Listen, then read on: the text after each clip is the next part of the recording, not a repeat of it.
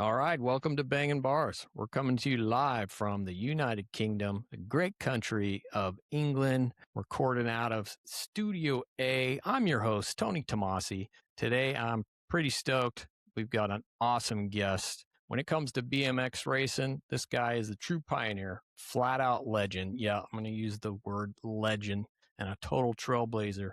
For the last 50 years, he's been one of the biggest influencers, making the sport exactly what it is today. So let's get going. Okay, the one and only Toby Henderson, right? Toby, welcome to Bangin' Bars. Thanks for having me, Tony. Appreciate it coming on the show. So we're talking about a legendary career spanning over 5 decades. Yeah, close to that. Don't date me. Yeah, sure. Yeah. So you're an elite dual sport athlete, multi-time Hall of Famer, industry shaping entrepreneur, and you're still pushing those boundaries for the BMX industry today. Well, thanks. You've been doing a lot. Yeah, I got a whole list of stuff here, man, that you've done, from the early days, from starting out your BMX career into the mountain bike, downhill racing. You're a USA team 5-time member. Awesome. Yep. Hall of Fame multiple times. You did 20 seasons of racing. Yeah, that was the goal. Was in my last couple of seasons of my mountain bike, I wanted to get that 20th season under my belt, and I really pushed for it. So I retired at 38 years old and held my pro license till I was like 42 or something like that. And I finally just quit paying the bill. But 20 years. Yeah. That's good. That's not too many people can say they can do it for that long. That's for sure. So multiple marketing, brand, product innovations, businesses that you've been working on, definitely cutting edge stuff. When you broke into I saw that you were doing a mountain bike, like group set components, like rear mechs and stuff like that. Yeah, we tried really hard at that. It was just more of a resource thing, and realizing how difficult that business is and how complex drivetrain is. And we had some great stuff. We still sell the stuff, Box does. And it was a long, hard road, but we got some of it done. Yeah, but we're no Shimano by any means. Right. Okay. Yeah, cool. That's all right. So one thing I saw too about what you did with Bicycle Motocross Action, the BMX magazine. Can you elaborate a little bit on that? Kind of like what you're doing or what you did with it? Well, we don't do a whole lot right now because I'm busy with SYNDYT and SPP we're launching, right? But no, it came across my desk one day and no one had the trademarks. No one had been following up with anything or doing anything with it. So Bob Osborne is a good friend of mine and my wife's. I've known him since obviously till I was 16. And of course, John Carr too from BMX Plus. Those are the guys who really put me on the map, right? I mean, without those guys giving me the magazine coverage and all the stuff that they did for us as athletes, without those guys, we wouldn't be where we're at, right? So anyway, when this came up, I called Bob and said, hey, would you mind if I took it over and turned it into a 501c3? He said, hey, if anybody's going to have it, I would love you to do it. And at that point, nobody's doing anything with it. It was available. So we just basically paid the trademark bills, created a 501c3, and we started going down the path of it wasn't to bring back the old stuff, but it was kind of trying to keep preservation of the history of the sport was our motto. Right? And use the 501c3 to try to give back to the industry as much as possible. But that's a whole complex thing in itself, is trying to make money in the industry and then turn around and try to give it back, right? But anyway, so we still have it. We monitor it. We run a website and we sell shirts and keychains and stuff like that. And this kind of keeps the thing open. And we do work closely with Frogtown, which is old school BMX race. Okay. Yeah. And we do with the Davis Finney Foundation for some of the stuff, the work that they do with John Cruz and those guys with some of the diseases that they've had, right? Parkinson's and things, right? So yeah, we do some stuff with it. Good. Yeah. So it's I missed those magazines. I mean, like you said, that's where, because I was racing way back. I started in, I think, 80 or so, 81. And seeing you guys in the magazines, and having you on the show today is awesome. Well, thanks. It was funny. I was talking to my brother the other day. I said, hey, guess who's going to be on the podcast? I said, he's Toby Henderson. He's like, no way. Yeah. So he was fired That's up. cool. Yeah, that's cool, man. That's cool. So that's awesome. So where are you calling from right now? Where are you at? Well, I have a home office. I'm here in Fullerton, California. Okay. So when I started SYNDYT 3 years ago, I slowly walked out of Box's offices. I still have my office there and stuff, but I haven't been on the payroll or part of Box since December of 25. So I've been just focusing on this company, creating all the parts again. Yeah. That box, I was there 13 years. I founded that company. I had partners in Taiwan. There was a factory that helped me with get it all going. They were great partners. But at one point, we just, my hands, I was cuffed, because I couldn't create things without a frame. I couldn't create a Yeah. better crank. Right. So Sure. I made the cranks around everybody else's frame. So at one point I realized if I want to innovate, which I love to do, I love my job, I needed a frame. And that just wasn't something that, the people at Box wanted to get involved with. So I made my frame, which I created the B52 bottom bracket and some of the things around making the components better. So I created SPP, which we just started launching this year, which is the ability to take this ecosystem and have a frame and a component line, and put those together and be able to innovate. In the drivetrain, we had that same problem. The trailer hanger has been around since 1890 or something like Yeah. that, right? And it hasn't changed. So how do we make a better derailleur if we're still hanging it off this flimsy, tab, right? So, the frame makers and the component makers just, they're two separate entities, and BMX is small enough. I thought, hey, if I put the two together, maybe I can start creating products, and that's what I set out to do. Yeah, Yeah. That's cool. That's good. Yeah. So go back a little bit on your BMX days, just a little bit. But so what state were you, where'd you start racing at? What state did you live in? Well, I grew up in Southern California, right around the LA Oh, Orange okay. County border. So I'm 6-7 miles now from where I grew up. My mom's still in the house I grew up in. And anyway, there was Norwalk, Holyfield Park in Norwalk, California. I don't know if you guys know where Botima came from, Tinker Juarez Yeah. came from, Mike Schmidt, these guys came from there, right? So anyway, it was about 2.5 miles from my house. And I heard about this BMX thing. Of course, I was riding in the street and I was whatever. And Yeah. I heard about it. I remember one morning I got up, I rode my bike 2.5 miles to this BMX race, paid 25 cents to race around this dirt hill they had in the middle of this park. The kids had turned into a little bit of a track. We had a flag start, and I don't know if I won or not, but I remember leaving with like a Cub Scout ribbon or something, and Yeah. that was it. I was hooked. I worked at the local bike shop. I hung around there so much that they finally gave me a job at 12 years old. And so when you go back to 50 years, that's cool. kind of where it all started, right? So right there. What was your home track over there, Fullerton? Well, I don't know that I had one. I want to Was it say a orange, wasn't Zusa, only Zusa, because only because that's when my whole pro thing started. And great story, Tony. I'll be quick about it. But so in high school, we had a motocross team, and I was in high school motocross. And motocross is really where I wanted to be. Even though I was a bicycle kid and all that stuff.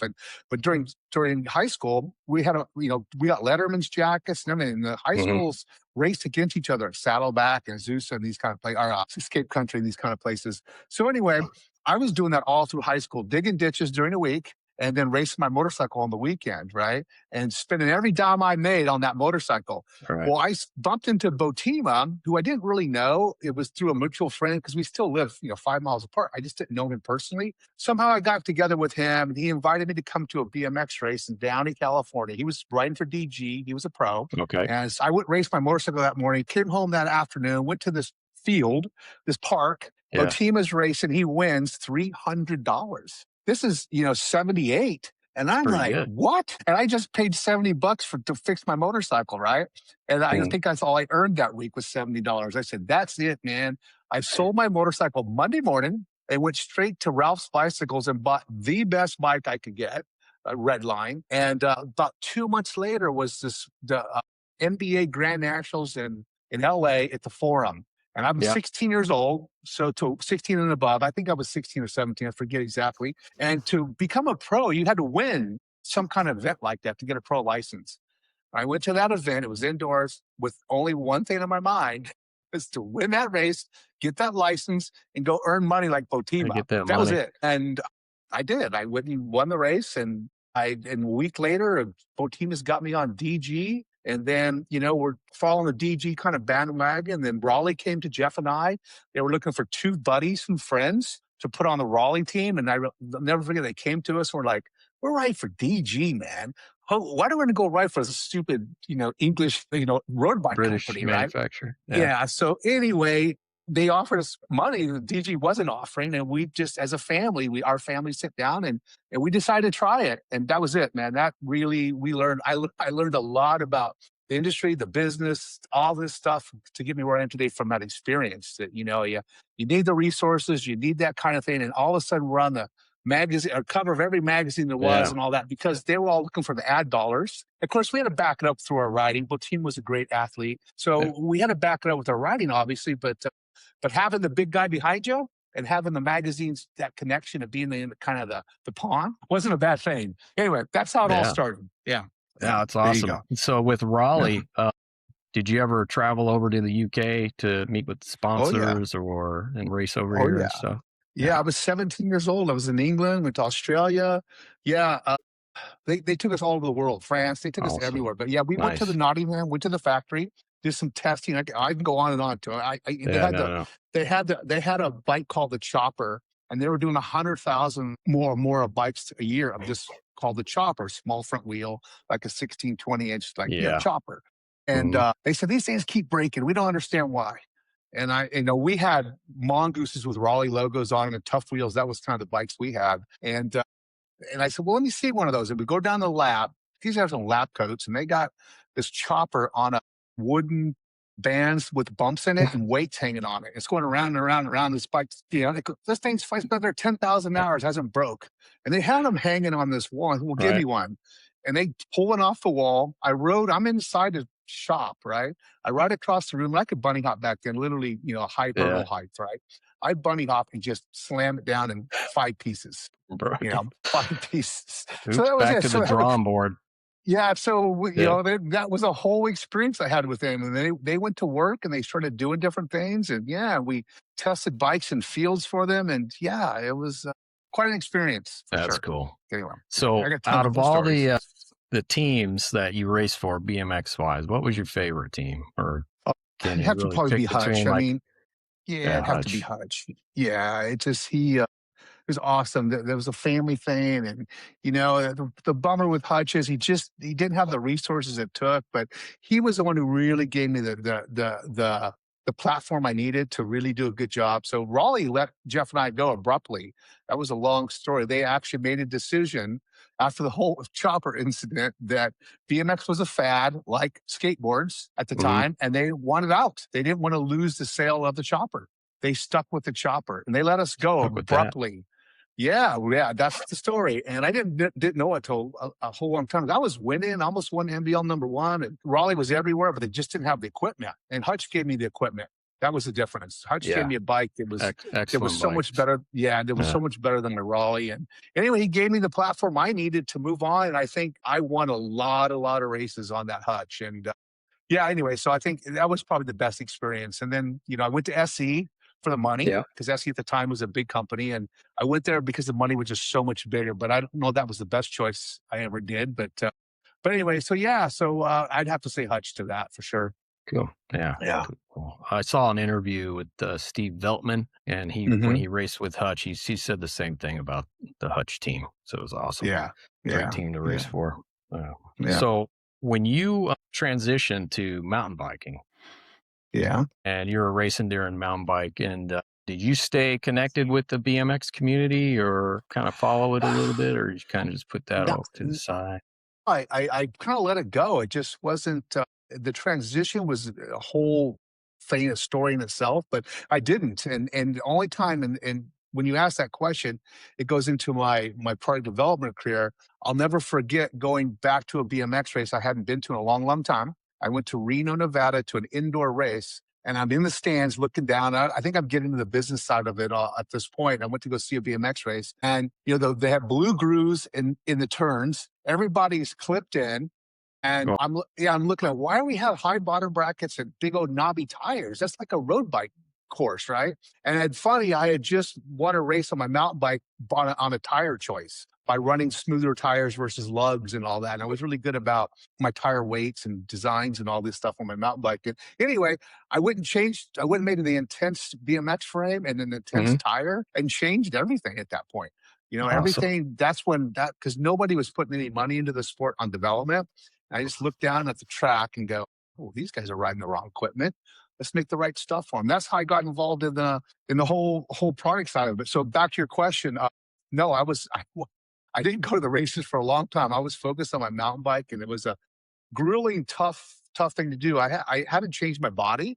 I was Yeah. 185 pounds as a BMX guy. I had to get down to 165 to really become a mountain bike guy. And I'm a big guy, and that was very difficult. I come from a line of heavy people, and so yeah, it was. I had to change everything to become a mountain bike guy. So it was quite a rough change. And a lot of BMX guys tried. I won't say any names. Didn't make the transition, but a lot of guys did. Yeah. You Yeah. I talked saw that. earlier about the top going to US team 5 times. There was 5 of us, and it was the same 5 guys for the same 5 years, all BMX guys. Brian Lopes, Mikey Close. King, Eric Carter, Dave Cullen, and I. All those guys were 9 years younger than me or less. But Yeah. yeah, so there was the same 5 guys all came from BMX on the downhill scene. So yeah, I That's think the cool. skills had a lot to do with it. And those guys were able to transfer over and change their body and their distance. And you going from a 30-second sprint to a 5-minute sprint was the difference, right? And yeah, Yeah. it was brutal. It's Brutal. cool. Yeah. So obviously, BMX, I mean, it's evolved tremendously. So I just got back into it. I've always stayed with bicycling, and I do road riding, triathlons, but I got back into BMX a few years ago, and just seeing the Okay. difference, the tremendous change, it's unbelievable. And I guess, you make it to the Olympics, right? You guess you kind of say that I guess the sport's arrived. But Yeah. do you see, do you think they're promoting the sport, very well, or you think they could be doing better? Or I think it could be better, but it's. I'm very close to the organizations. USA BMX and UCI. Obviously, I'm very close to them. We sponsor. I've been sponsoring, or my companies have been sponsoring this guys for almost 25 years now. So obviously, I know the owners and the brass and all that stuff pretty closely. With UCI, we've been supplying number plates for those guys for 12 years. I've been supplying the Olympic number plates since the very first Olympic race. So it's always been either a THE or a box plate at the Olympics. So I know those guys well, but I think it comes back down to, again, resources, which I've learned over my business career. But yeah, I think we could do a lot better at it, but it comes down to the entry level of the track operator bringing the kid over to the track. And it kind of starts there, right? And that's the difficult part, is get those kids on a bike, on the track, and stay with the sport. And how we change that. I know USA BMX has spent a lot of money doing schools and step programs and these kind of things, and it's just not transferred into. The number's been very flat, or even for the last 20 years, just that same amount of kids, 50,000 kids in the US that sign up and hold a license average, right? So yeah, I can see like, especially when it comes to marketing, like on the big level, with like, you're trying to compete against these other sports that have these other, abilities, like you said, and resources, and then it's such a big sport. And like, say for a weekend race, you're not just looking at pro events, you've got the 5-year-olds all the way up, the amateurs and everything. So you're working at trying to market that piece. And I think the self-promotion, the capability the riders have today for the self-promotion is really good. All their Instagrams and all that stuff. And some are much better than others, right? So Yeah. So, and then with Box, I mean, that's a very popular brand, right? That you see that everywhere, all over the place, right? I around the world. founded that from That's crazy. I created the name, I created the product, I created all of that. So did you ever think it would get this big? I mean, it's huge. Well, that was the goal, but we detoured on the mountain bike side. I think, and that was a little struggle I had with my partners in Taiwan, was we detoured trying to get into the mountain bike side, and we were spending a lot of BMX resources on mountain bikes trying to get there. And I didn't agree with that kind of, we burned through a lot of money trying to develop the mountain bike stuff. So I think we did a disservice to BMX, but in the end, the brand came through. It's the strongest brand. It was all about providing product and having inventory and having decent stuff at the right price. And that's what I spent 13 years doing, and I'm not doing it now. This is my third rodeo. I don't think I want to do it again, but creating a product, making sure it works in the industry and people can make money from doing it. That's a whole game. And then convincing the factories to do minimum or lower quantities. I mean, every factory I walked into, what's your volume? And you start talking about BMX volume, they kick you out the door sometimes. They don't want to deal with it, right? So if you want to make the best crank in the world, but you only need a couple thousand of them a year, that's a tough conversation to have, right? Yeah. So, yeah. So let's go back all the way. You mentioned it a little bit. So like the first time, take us back to like when you really got interested in like the business piece of it. Was it like when you did stuff with SE and JT or Bell maybe, or was it even like before that? Like, is No, this it was something you? yeah, it's a good question. Really good question. At 12 years old, I was working at the Schwinn dealership, and I actually was helping Schwinn a little bit when they made this steam bike that was horrible. Yeah. Okay. But I actually worked at a bike shop that had the owner had 9 shops in Southern California. We were selling 800 beach cruisers at Christmas. It was just a massive business at the time. Anyway, so I was helping on their BMX side at 12, 13, and I got a Schwinn sticker. And I went home and I put it on the mirror at my bedroom. And I looked at that and I go, I want to make product. Because I was selling inner tubes. We got 50 cents if I sold a thorn-proof tube. And, I Yeah. was in the whole game and I wanted to make product at that point. But then at 16 years old, I became a pro. And next thing I know, it took, I had to wait 20 years later before I could actually follow that dream. But that dream started at 12, believe it or not. Yeah. Yeah, that's awesome. Yeah. Because you did Yeah. some product design and stuff with JT, right? Yeah. I Like developed all protection. their mountain bike stuff. Yeah. Yeah. So when I was a mountain bike guy, I didn't have the right protection. I'd be racing at the bottom of the hill. My knee guards are at my ankles, and it was horrible equipment at the time we had. So I was good friends with the owner of JT. That guy, actually, I got to give kudos to him, to John and Rita Gregory. They gave me a salary for 20 years. Which in turn paid my rent or my house payment. I had enough from them to cover, at least a roof over my head for 20 straight years. And so when I got into mountain bikes, I had gone to John and said, hey, this stuff is, he had given me BMX pants and he had some Lycra stuff he was doing with John Tomac and stuff. And anyway, I said, this stuff is all bad. This is not the way to do it. We got to create this stuff. And he gave me his team, inside of JT and said, create what you want to. And I created you kind of see it now, but it's very iconic. They were basically Lycra sleeves and leggings with padding sewed to it, right? Yeah, it was opposite of BMX pants. And it was funny with John. Finally, he said, I can't pay you anymore after 20 years. It was because he goes, everything we're selling in mountain biking, I'm paying you. But he became a paintball company, and he just wasn't interested anymore, right? So anyway. But yeah, so that was kind of my first thing. We did a Toby glove, and we did some other stuff. But yeah, the Bell helmet stuff, I always gave feedback. I mean, Hutch would call me, wake me up. You're an athlete, you don't get up till noon, but that's another story. Right. But Hutch would call me, on the phone with the big long cord in the garage, and hey, and he'd ask me a lot of questions about what was going on with my bike and what I wanted and stuff. So I've been working in SC. We had the Henderson hauler, so I was involved in that stuff pretty early on. But I think my biggest one is the JT stuff. That was start to finish. I finished that project. That's even cool. helped them sell it at that point. So yeah. So with SYNDYT, so when did you start thinking about? You stepped away from, I think, box like the president portion, right? Like when was that? Like 2018? Yeah, so basically, I was doing the thing with Race Inc. I don't want to talk about that. It was just, and I was trying to keep myself away from any responsibility because I knew it was a bit of a conflict of interest, at least with the box people.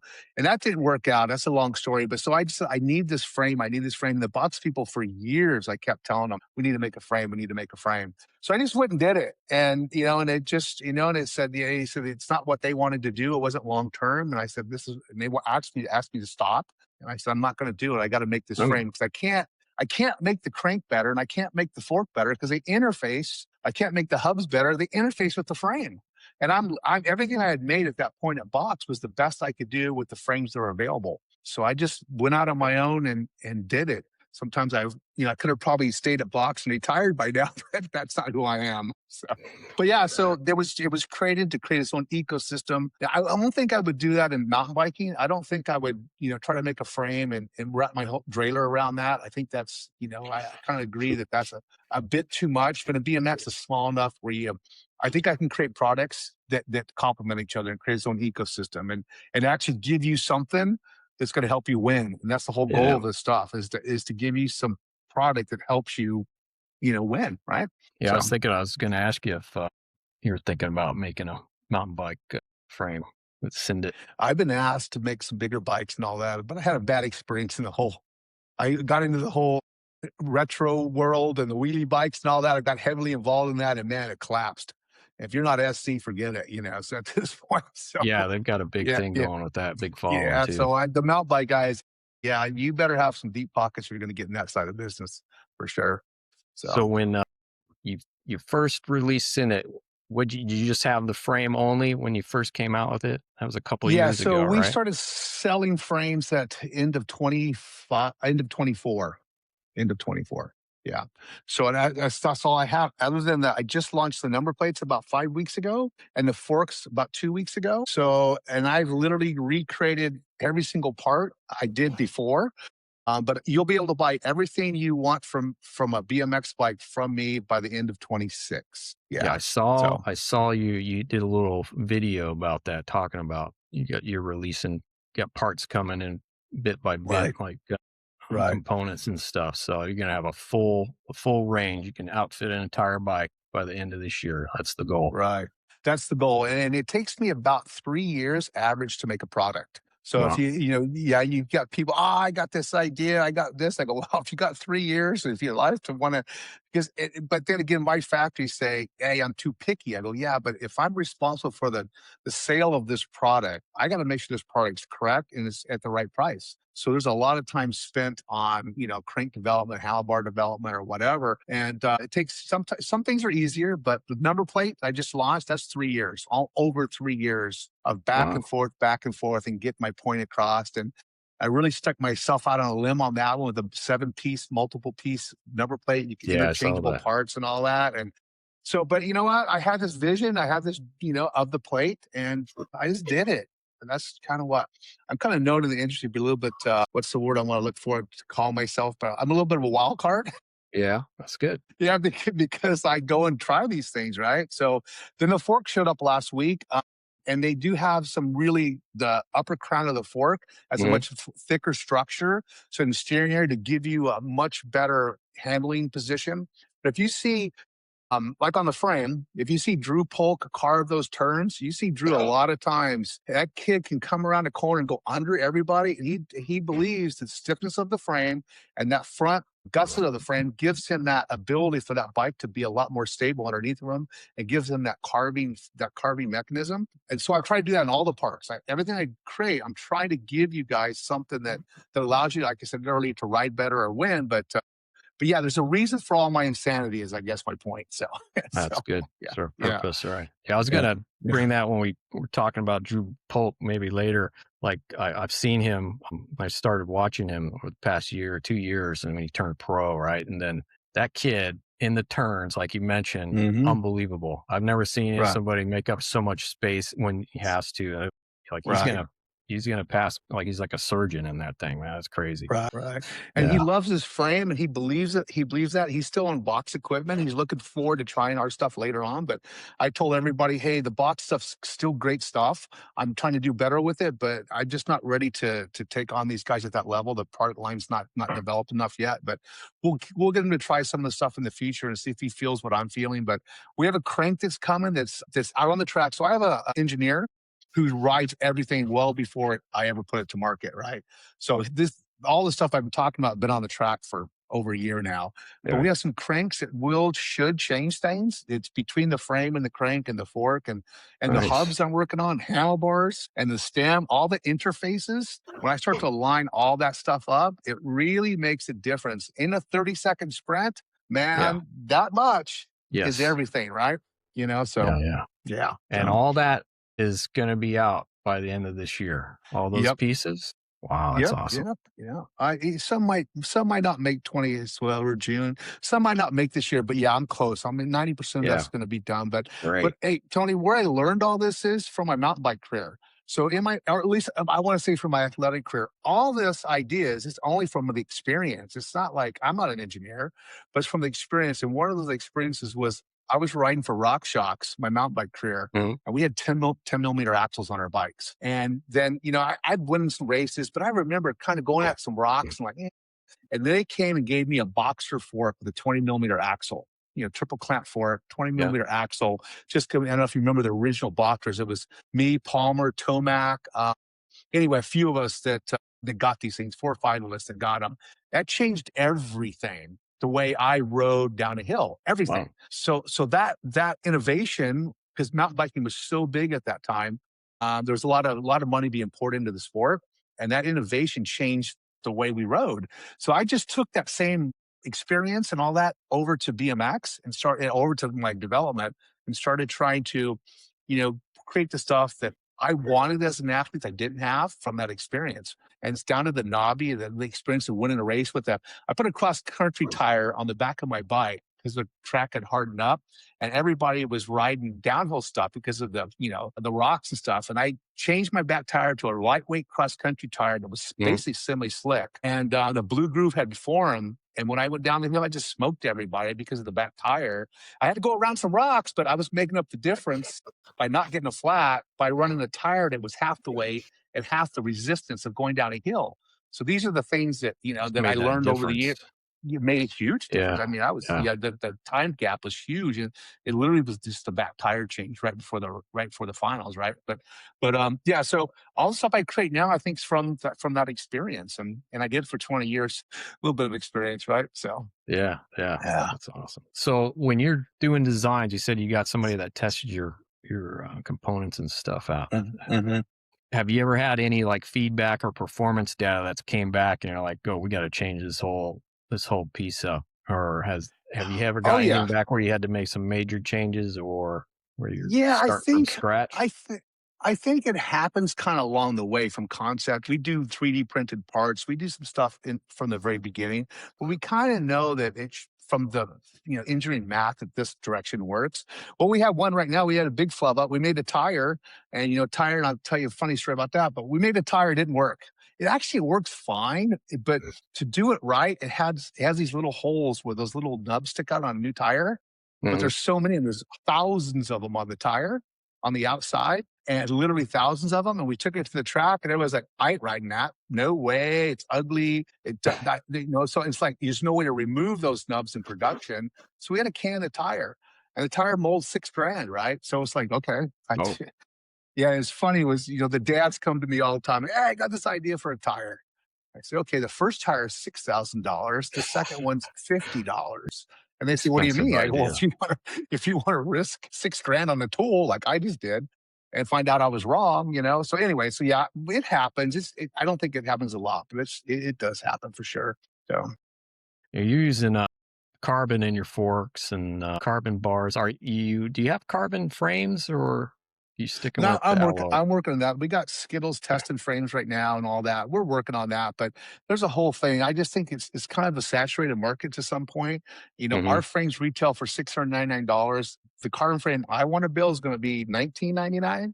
So how are you going to, yeah, it's going to be up there, and yeah, because it's going to have titanium in it and all this other kind of stuff. Okay. So yeah, how many, yeah. So we're working on one, but Yeah, I can you see said that. Yeah. you see the carbon panel bars. I don't do that for the pros, not No. whatsoever.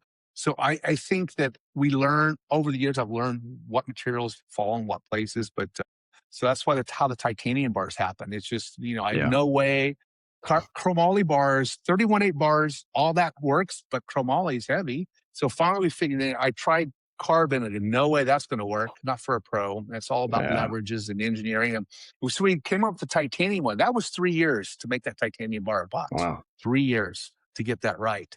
And now they sell like crazy. Like, everybody has the handlebar on their bike. If you look at any photo of any top rider, they got that handlebar. So Nice. yeah. That's cool. All right. Awesome. So, what about complete bikes? Do you have any plans to do like complete bike sales? Yeah, Like they're there's actually all these. done. I don't have them on the website. They're on our dealer price list. There's a Okay. whole thing with where they're made and tariffs. There's a lot to all that, and you have to have all this testing to bring them into America. And you got to. It costs probably 17 grand per model to get it right. Oh, Right, to wow. get them in the U.S. before you ever sell one. Right. So we're working on that. We're close. We have samples we showed at the Grands. I had six samples at the Grand. So we have 12 bikes that are almost done. We're on our second round of samples right now that will go to the test labs. We'll pass the test, and then we'll do a production run. We're hoping to have them by Christmas, but I don't think we're going to make it. But yeah, we're working on that. And when I had VSI, the company before Box, we had the Intense BMX bikes, and we're selling a lot of bikes at the time. So it was a pretty good business. anyway, so yeah, I'm trying to recreate that again right now under the SYNDYT brand. So. And so, do you go over to the Grands each year, or do you got somebody that goes over there No, for your when I Grand and started stuff? SYNDYT, I've been going for SYNDYT, but back in I always used to, even at my VSI days, we didn't go all the time. Our sales were so good, and we just, it was I didn't have the right people at the time, and we just didn't need to go. Box, we went every year, but I didn't go Yeah, every year. I had people that did it for me, but SYNDYT, since it's just, we're a very small group of people at this point. Yeah, I've been going the last 3 years for SYNDYT. Yeah, you yeah. got anything in the works that you're going to unveil that you can maybe mention, or you got any Well, secret it's stuff that everything. It's everything, you know. I think that if you saw the forks, I just got a photo of a guy. Got the forks have only been selling for about 2 weeks, and we Yeah, sold through a bunch of them right away. So, but yeah, there's some stuff like I said earlier. I don't want to tell you some secrets, but that's there's cool. some stuff coming that's if it's not sexy looking, it's definitely going to help you win races. And when I say that, it's because I can't do a lot with the carbon fiber rim. There's really not much I can do with it. If I can Yeah, make it sexy looking, the tool costs money. I can put a shape in that. So if you look at the box rims, people I thought I was saw. crazy, but they're extremely popular because I put some shape to it, right? Yeah, And the shape does have some substance and why, and the new ones I'm working on do. But are they going to light the world on fire? Oh, they're going to be sexy, kind of like the number plate. It's just a number plate. But you know what? My opinion, I think sexy as hell, right? So, yeah, so yeah, people yeah. like So it. that's part. Yeah. And, the one thing I had a lot of people come to me and say, "Hey, I got this idea," and I look, I go, "It's ugly. No one's going to buy that, man." If it's ugly, people are not going to buy it. I don't care how good it is, right? So yeah. So with the technology, I mean, it's constantly, is it evolving like a lot, or is it slowing down a little bit? And do you see it changing a lot in the next 3 to 5 years or anything? Well, for BMX, that's one thing I want to pride ourselves on is that we actually spend money on the development. And this whole ecosystem with SYNDIT and SPP is a huge risk. I mean, I've not made any money so far. It's been all money going out the door, but I am changing things. Things are going to be different. You will run different hubs and different cranks and these things in the future because I'm going to show that it actually Nice. works. Same with the frame. The other manufacturers don't do that. And some of these manufacturers are my customers because there are a lot of distributor brands and retailers that are all intermingled. So I know all these guys, and they sometimes are my customers and competitors at the same time.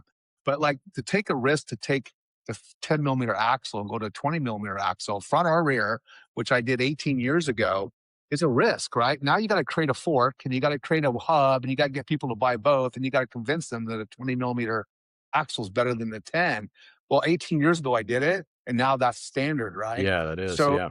yeah, so and that's something we created at Speed. I did that at Speed, which is now owned by J&R. I mean, that's the stuff I want to do, and I don't think a lot of guys have the stomach to do it. Is the problem because the cash flow or whatever. But I don't have any other way to think because I was an athlete. I don't think about how to get a dollar axle on my bike. I think about how do I get a better axle, right? And a lot of guys think about, hey, how can I reduce the cost of this so I can get more volume, right? It's just not the way I think. So hopefully that works out for me this time around. Yeah. I mean, it's folks like yourself, man, that's why we have these advanced parts and this technology and the advance in whatever arena you're, a subject expert in. And yeah, send it. I like What it. I like the company. It's really really cool. I like the bike, and I'm over here in England, and a few weeks ago. I was at my track, and there's already a handful of racers there that are riding on SYNDIT frames. Yeah, Right. Yeah, I have a distributor, Ison, in England. Those guys are really good, Lloyd, those guys. But yeah. So England's kind of it's a small market over there for BMX. yeah, But we got some traction. I know Box sells really well over there. I haven't got any SPP stuff over there. I'm working on getting that done. But yeah, no. So you referenced a video. I think you're probably referencing the carbon fork video that I did a few weeks ago. yeah, We're talking about all the stuff that was coming out. And yeah, when I created not the first, because Answer was first, but when I created my carbon fiber fork, I couldn't get professional riders to ride them. They were all on chromoly forks. They didn't trust it. And now you don't put a chromoly fork on the front of your bike. You just don't. And that was that whole bit I did a few weeks ago was about the evolution of yeah, the fork and how it's standard today. And the latest thing was we put the titanium steer tubes in the forks. And for me, There was a guy crashed in Japan a few weeks ago with a carbon fiber steer tube and broke, and he was on the SYNDYT, but not on our fork. And the guy got hurt really bad, an older guy. And then they'll turn around and call me up. They need a bunch of forks with real steer tubes, right? So some of that stuff, it just like I said, it takes a long time. You gotta find a titanium steer tube person. You gotta find a fork premium, put them together, and there's a lot to all that kind of stuff. But it's yeah, it's important, like you said, to have that innovation. Otherwise, who else is going to do it? I don't think a lot of BMX people are doing it. I don't think so. So that's good. Good. So can we talk a little bit about your factory team? Yeah, sure, of course. Yeah, Okay. yeah. So SYNDYT LSG. SYNDYT LSG, and is SYNDYT Zenith? Is that part of you guys as well? Or yeah, so basically, I try to create a tier of teams. So we have the national team run by Jimmy Phillips, right? Then we have the factory team run by Donovan and Tracy Long, and then we have the Zenith team, which is our pro team. I was trying to create a team like Star Racing, that's kind of what I was trying to, that's where the blues and all that came from. But again, the resources to have 3 of these teams out there and all that. So Zenith is run by Glenn Erickson. And I said earlier before we started that I really kind of removed myself from that area only because these guys are better at it than I. So we got Glenn running the factory, the pro team, let's call it, your Star Yamaha kind of thing. Then Donovan run our amateur team. But Drew's been with Donovan since he was a kid. So he's staying, right? That's his home. And then I have the national team with Jimmy Phillips, who used to be SE. That's a really good program, and it gives you the chance to come into a program like Jimmy's, right? It's a pay-to-play kind of thing, but you get in pretty easily. You're coached, you get a pamphlet, your watch, and he has a lot of coaching and development inside that program. And then that gives Donovan a place to kind of look at, okay, this kid's been on a SYNDYT, and, does he get advanced from Jimmy's team up to the pro team or up to the amateur factory team? And then once you make that, maybe someday you become a Drew Polk and you get over to the Zenith team and to, that's kind of how I laid it out. Is it working smoothly? It's only been a year and a half, but that's the concept, right? Is to be able to like start somewhere and get there. Like the co-factory concept, right? Yeah, yeah. We call it national team, but national team. But yeah, I'm a moto guy, right? So that's my passion. I watch motocross. Tomorrow's another one, right? But Team Green is a perfect example of that. You work your way up to that. You buy the motorcycle, and you get some points, and you get to be looked at by the scouts, and then you finally make your way to become the next Chase Sexton or whatever it is, right?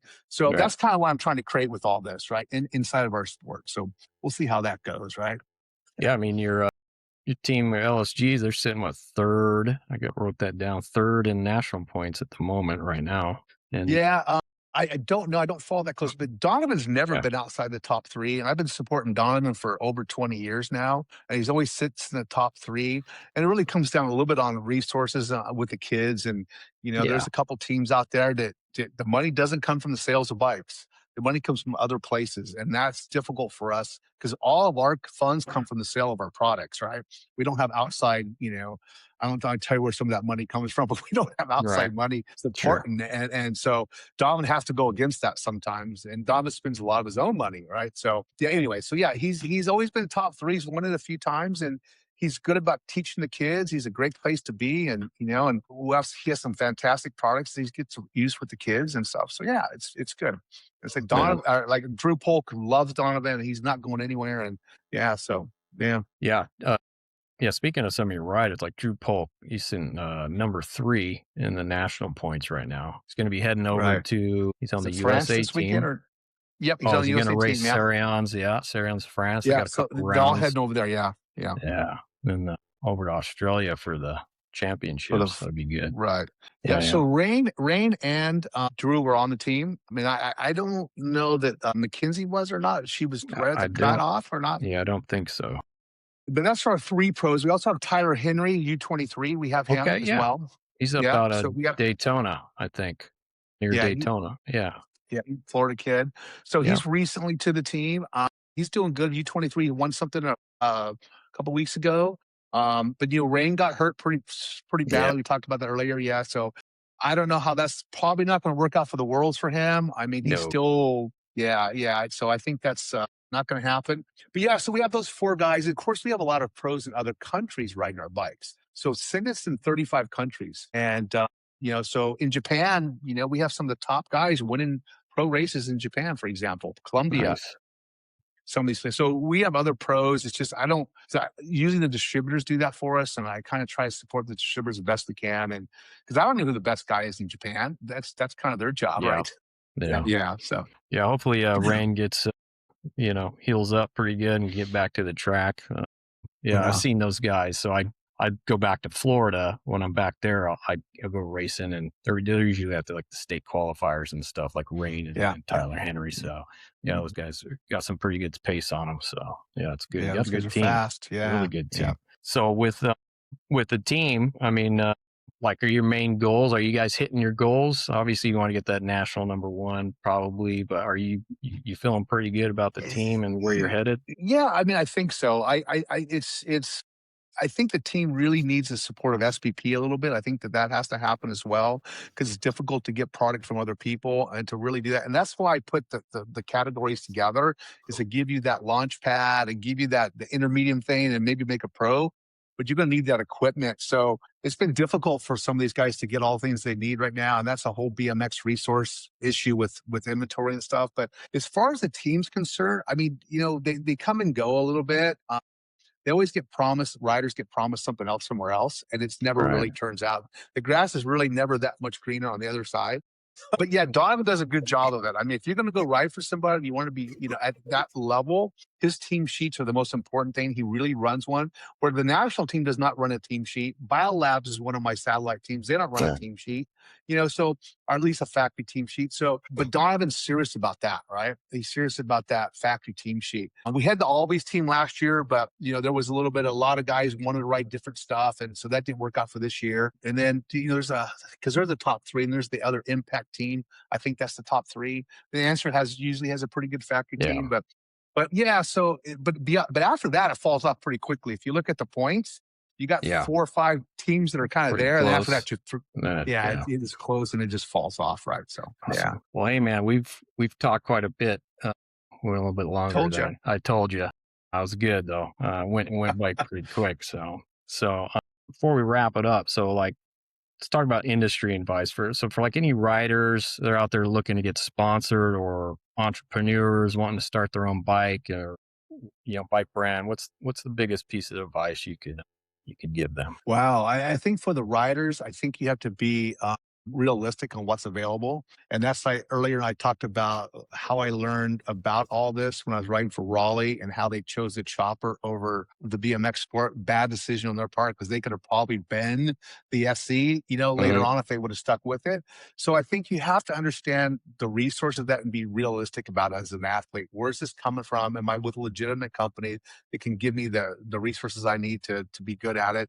And if they don't, you need to be patient with your ability and not think that, get a bunch of free stuff for a year and that's the way it works. No, because these companies all have to survive too. So be realistic about it as an athlete.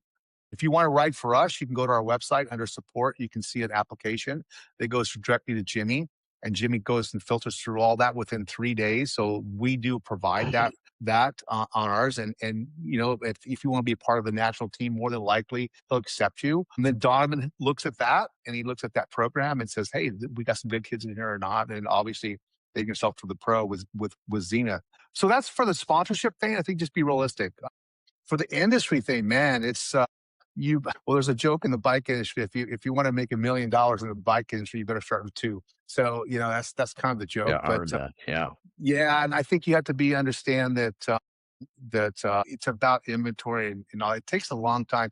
Even though I think the number plate is good, the new SPP one, and I know how many box sells a year, which is a lot. It's going to take me a long time to replace that. It's just you have to be realistic about that. If you're going to go to a distributor, sometimes it takes a year for the distributor to input your part numbers, get your inventory at their levels. It takes a long time, but you have to make it first. You're not going to get those orders until you actually make one, right? And you have inventory. Then you can go chase the guy. So there's a little bit of a path there, but yeah, there's a lot of guys in BMX. I think it's a little bit convoluted, but that's why we got to stand up differently and have good products that perform and are sexy. That's if we do that right, and I think we'll do good. But yeah, it's not easy. That's for sure. I think you're definitely doing it, man. You got some good stuff out there too. Well, thanks. So where can our listeners go to check out your products? your team schedules and support the brand? Yeah. So, SYNDYT.com. So that's a whole nightmare in itself of having that name. Then you get a URL with six letters in it and come up with names like that. Trademarking those names. But that's where you want to find most of us. And then SYNDYT Racing on Instagram, and then SYNDYT just on Facebook. And then we'd have the new SPP, which is SPP SYNDYT Performance Products, is what SPP stands for. You don't want to name your fork the same as your bike, because if you're riding a supercross frame, you don't want to ride a SYNDYT fork. You want to ride an SPP fork, right? So there's a whole naming convention for that. But yeah, you can find all our stuff on those sites. If you go to there's also sppbmx.com. It takes you directly to that site and see the stuff. And there's the website itself is all my new stuff starting to flow in there. So it's not set up the way I would like it, but the stuff we are selling, you can see really good images of the stuff that we do have and the inventory that we do have. But yeah, just those places, Instagram, Facebook, and the websites, right? So, and of course the team, we have a ton of riders out there and a ton of teams out there running SYNDYT logos. You can't, I can't remember all the teams right now. Biolabs being one of them, SYNDYT Cartel being another one. So there's a lot of teams around the country running our stuff. Same with France, same with Australia.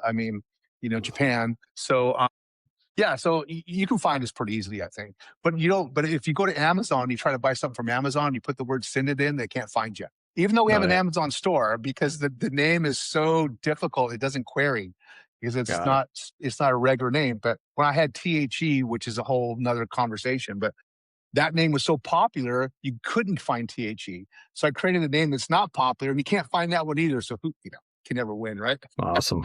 Well, hey, man, I appreciate you carving out the time for us to join us on the show. I had a good time. So it's great meeting you. I really appreciate it. You too? Yeah, my part. Tell your brother I said hi since he got excited. We'll do. Yeah, definitely. Thanks, man. All right. All right, Tony. Yep. You have a good one. So thanks, guys. Take care, Toby. Bye. All right. That was an awesome interview with Toby Henderson. I tell you what, you can't get any better than that. The Toby Henderson. All right. So Bangin' Bars podcast, right? We're looking for guests, racers, industry insiders for the Bangin' Bars podcast. If it involves handlebars, pedals, and wheels, man, we want to talk about it. So our mission here, we want to bring massive attention, knowledge, racers, and fans to the incredible world of BMX. We want to hear about your journey, your experiences, races, training, fitness, nutrition. Let's talk local racing, state, regional, nationals, UCI. If you've been there and done it, we want to talk about it. All right. So we're looking for masters racers, 50 and over. All right. Top pros, elite pros, future elites, top experts. The folks, the backbone of the industry are track operators, team managers, race teams, sponsors, innovators, bicycle product manufacturers, industry gearheads. We want to get you on the show. So while BMX racing is our main jam here, we'll get into the mountain biking and the four cross venture racing. So if you like to ride, man, you belong on this show. You can showcase your clips. If you've got a 10, 15 second clip of your team blasting down the first straight or snapping through the turns, send it over. We want to showcase your Bangin' Bar moments on the show. How to apply, you can send a brief message and a little bit of background info to info@kudagear.com or banginbars@kudagear.com. And if you're selected, our team will get back to you, in touch with you with further details. We look forward to sharing this experience with you. And off to our sponsors, Kuda Gear, where the thrill of the chase meets the grit of the grind. Whether you're hitting the pavement or the dirt, we provide the gear that keeps you up for your ambition.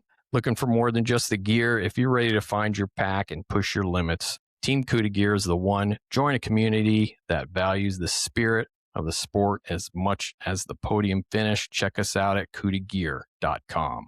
The Lab Studio Gym in Melbourne, Florida, where elite performance meets an unmatched community atmosphere. We aren't your typical big box gym. At the Lab, we've curated a state-of-the-art training environment that stays focused on never overcrowded, ensuring you have the space and the gear to dominate your session. Whether it's 2 a.m., high noon, 24/7 secure access facility is ready when you are. The coaching staff is their greatest asset. You'll be guided by a powerhouse team of experienced bodybuilding competitors, former NCAA athletes, and military veterans who bring discipline and real-world results to every workout. Plus, they take recovery as seriously as the lift, offering on-site massage therapy, saunas, expert nutrition coaching to round out your transformation. Evaluate your training and join a culture built on excellence, located Melbourne, Florida. Visit them at the labstudiogym.com. That's the labstudiogym.com to get started. All right. So I like to get in a little bit of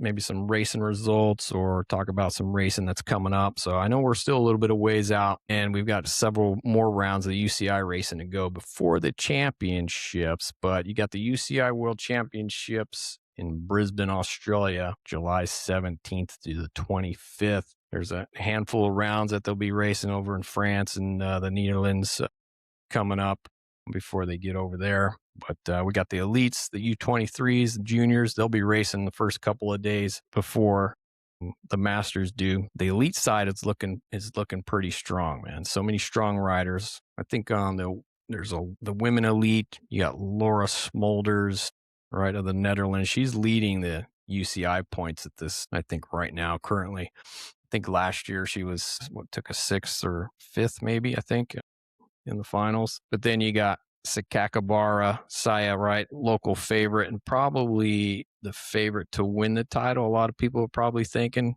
But then you got Beth Shriver from the UK, right? I think she's flying. If you've seen some of her videos she's put out through her training and the races that she's won already, she's flying. To me, I think she's still the favorite to win the title and get a repeat from last year. Some other ones to look at, I think Molly Simpson of Canada. She dominated the U.S. National Series last year. And she hasn't skipped a beat this year. She's back on it. Definitely someone to keep an eye on. And on the U.S. side, we got Peyton Ridenauer, so keep an eye out on for her. Wish them all good luck in that race too. On the men's side, the French guys, man, they're flying, right? They're dominating out there. So they're going to be tough to beat this year. But you're thinking about the home crowd, right? Australia, you got the favorites for Kennedy, and then Josh Jolly, right? I think he's U23s, so you might see something special out of him there. And possibly some sleeper guys that can definitely come up with big results. The Canadian Ryan Tugas, yeah, he's riding really good. Americans Cam Wood, Drew Polk, Cam Larson, all right, they're doing pretty well. They've got some good chances. Maybe they'll bring back some good results. Let us know what you think, man. Leave your comments. All right, upcoming races, UCI World Cup, round 3 and 4 in the Netherlands, June 13th to the 14th. USA National Series, you got the Palmetto Nationals, Lexington BMX, Lexington, South Carolina, June 12th to the 14th. And you got Canada National Series, you got Sea to Sky Nationals, it's Squamish BMX Racing, Squamish, British Columbia, June 12th to the 14th. Okay, so that wraps up the show for us. Once again, big thanks to our guest, Toby Henderson, for being on the show. Thanks to everyone for listening.